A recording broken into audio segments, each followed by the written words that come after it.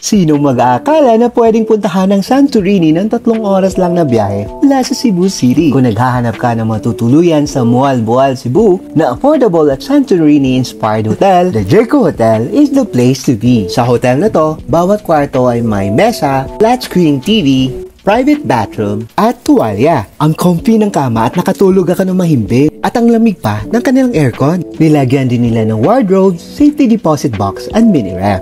At pwede rin tayong magkape sa loob ng room.